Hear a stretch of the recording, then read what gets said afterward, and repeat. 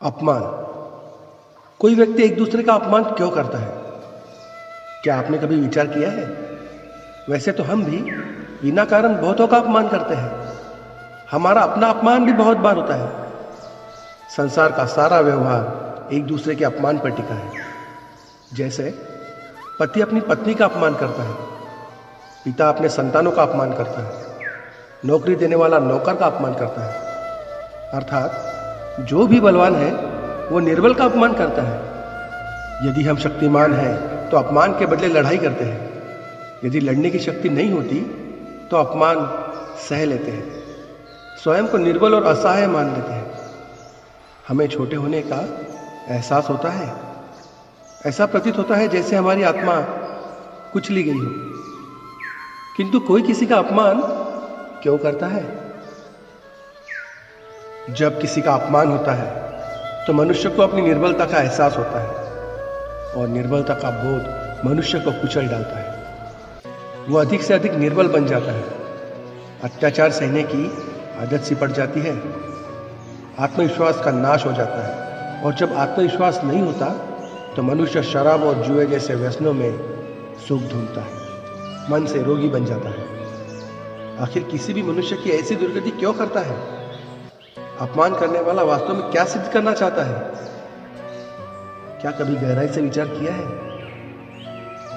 वास्तव में हम किसी का अपमान करते हैं उसकी निर्बलता सिद्ध करने के लिए, ये बताने के लिए कि हम अधिक शक्तिमान हैं।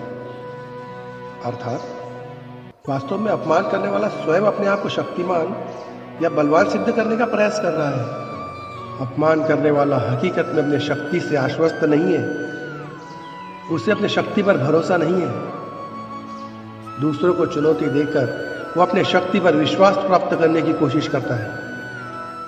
क्या ये सच नहीं? जब हम किसी का अपमान करते हैं तो वास्तव में इतना ही प्रकट करते हैं कि हमें अपने बल पर भरोसा नहीं। हमें संसार एक अविरत संघर्ष प्रतीत होता है, कभी ना रुकने वाली एक जंग सी दिखाई देती है। हम अपने निकट आने वाले सभी को प्रतिद्वंदी मानते हैं, फिर वो पति या पत्नी ही क्यों ना हो।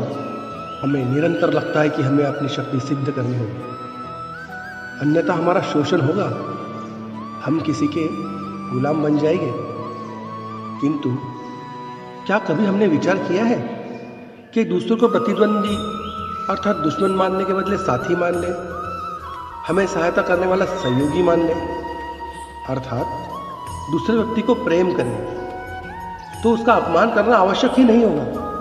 किंतु प्रेम करने के लिए आत्मविश्वास आवश्यक है।